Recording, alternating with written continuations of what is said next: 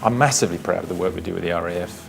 I myself have had a long history of, in a sense, looking from the outside at what the RAF do, dating right back to my time as an air cadet. And when I think of myself in the grass field there marshalling cars at Fairford, I never for a second imagined that I'd have the opportunity and the privilege, in fact, to run the business that actually makes the aircraft that I was seeing in the sky.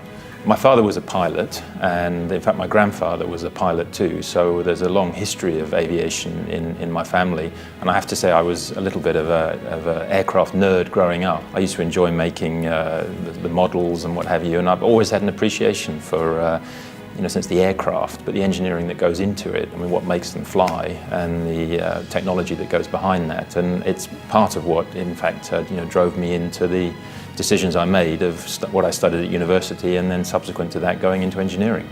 It's an incredibly important year for the RAF, and I mean we're very proud of the role that we played within that. To be able to stand in London and watch the flypast come over, and in fact to see the Typhoons spelling the 100 in numerals in front of us was, I think everybody there had a lump in their throat, myself included. To feel the importance, the role that we play in supporting the RAF is something that we're extremely proud of.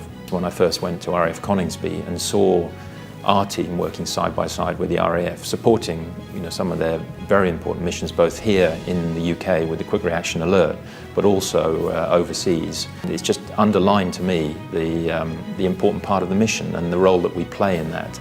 You couldn't distinguish our team from the RAF team were it not for the coveralls and the uniforms that were being worn. That speaks to sort of 100 years of history and the trust that then gets built up over that. I use that as an example of how it should be in terms of working with our customers. And with Team Tempest and all the capability enhancements that we have on the Typhoon coming, I'm very proud to say that the future of our partnership is even more exciting than the past.